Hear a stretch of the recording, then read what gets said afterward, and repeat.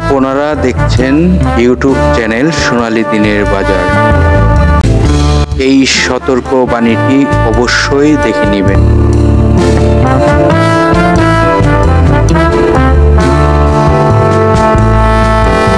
প্রিয় বিনিয়োগকারী ভাই ও বোনেরা, খুবই গুরুত্বপূর্ণ একটি আলোচনা হতে যাচ্ছে যে স্টকটির অতি প্রাইস হচ্ছে কিনা সেই তথ্যগুলো যদি জানতে পারেন, আমি আশা করি আপনারা এখান থেকে অনেক কিছু বুঝতে পারবেন।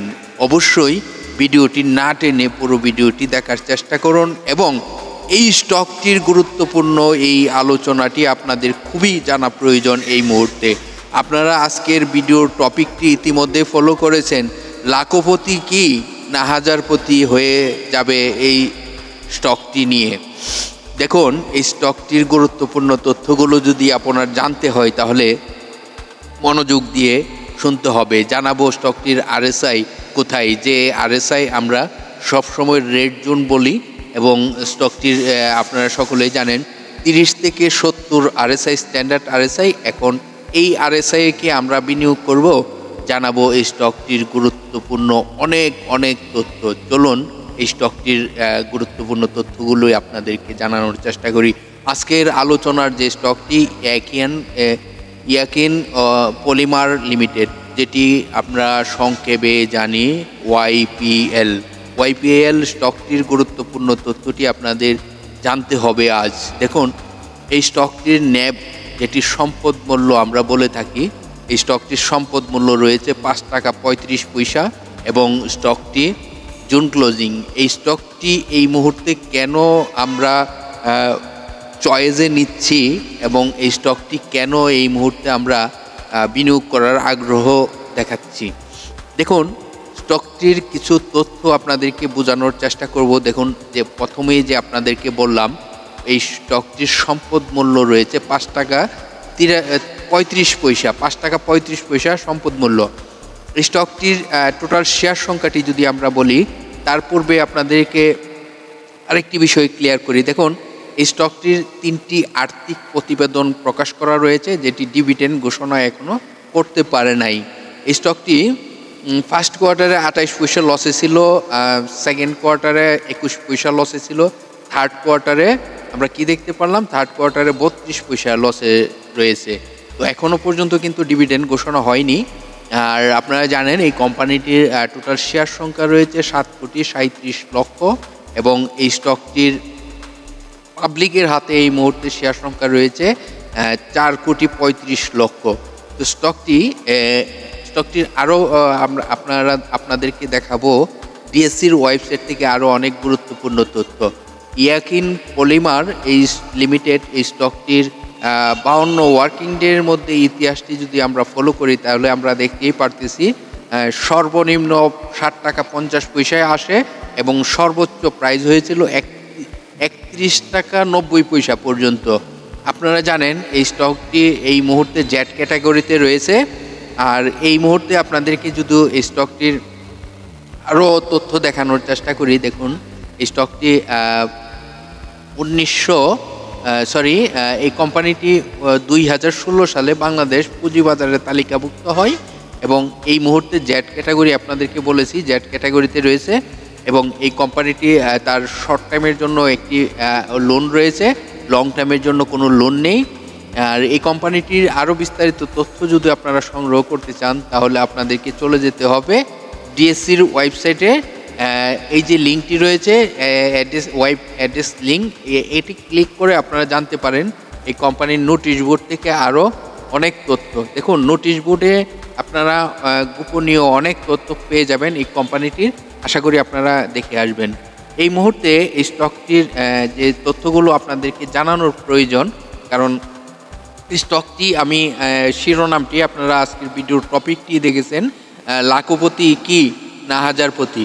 দেখুন, এই স্টকটি আপনারা সকলেই জানেন যে 30 থেকে 70 আরএসআই স্ট্যান্ডার্ড আরএসআই এবং এই স্টকটির পূর্বের ইতিহাস যদি আপনাদেরকে দেখাই আপনারা দেখতেই পারবেন যে এই স্টকটির পূর্বের ইতিহাস কি বলছে।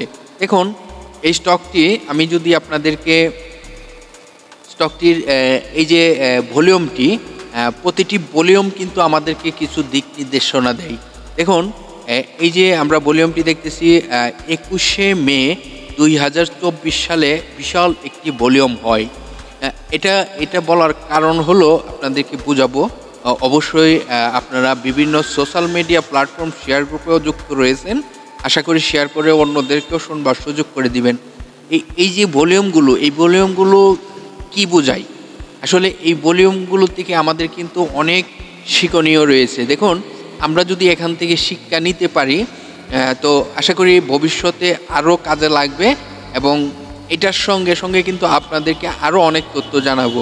দেখুন এই ভলিউমটি 21শে মে 2024 সালে বিশাল একটি ভলিউম হয়, তারপরের ভলিউমটি কমে যায়।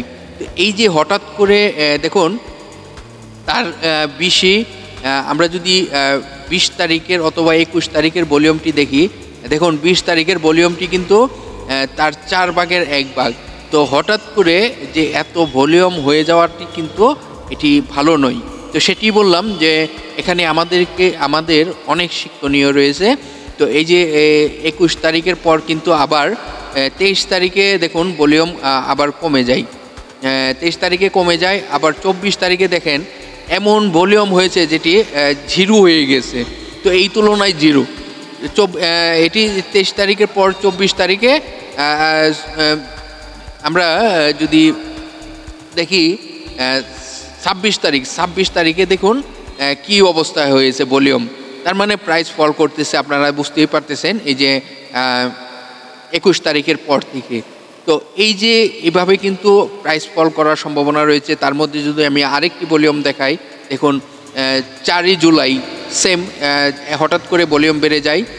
তারপরে যদি আপনাদেরকে দেখাই 29শে আগস্টও কিন্তু হঠাৎ করে একটি বড় ভলিউম হয়ে যায়। এটি আসলে বিভিন্ন ধরনের পার্টি অ্যাক্টিভ থাকার কারণে এগুলো হয়ে থাকে, আমরা বুঝি। আর আপনারাও বুঝেন যারা নিয়মিত ভিডিওগুলো দেখে থাকেন এবং মার্কেটের সাথে নিয়মিত যুক্ত যারা রয়েছেন।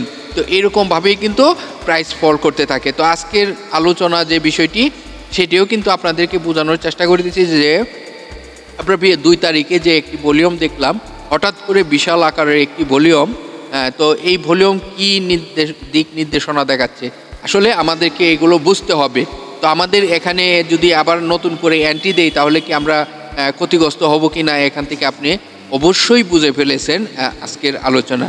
আর আরেকটি বিষয় আপনাদেরকে বলি, আমরা সকলেই জানি 30 থেকে 70 RSI স্ট্যান্ডার্ড RSI, এবং এই যে RSI 30 এই YPL যে স্টকটি একিন পলিমার লিমিটেড, এই স্টকটির RSI কিন্তু গত বৃহস্পতিবারের ক্লোজিং অনুযায়ী 70.02, যেটি আমরা বলি যে 70 RSI এর আশেপাশে সেল দিব। যেখানে সেল দেওয়ার সময় এখানে যদি আমরা এই সময় যদি এন্ট্রি দেই তাহলে আমরা ক্ষতিগ্রস্ত হওয়ার সম্ভাবনা থাকবে। এটি হলো একটি RSI 70 ক্রস করে ফেলেছে। দ্বিতীয় কথা হলো এই স্টকটির ভলিউমটি হঠাৎ করে বেশি হয়ে যাওয়ার কারণে পরের কার্য দিবসগুলোতে ফল্ট হওয়ার সম্ভাবনা থাকে। অবশ্যই জেনে বুঝে তারপর সিদ্ধান্ত নেবেন। আর এই স্টকটির যদি আমি সাপোর্ট বলি, সাপোর্ট রয়েছে 8 টাকা 70 পয়সায়।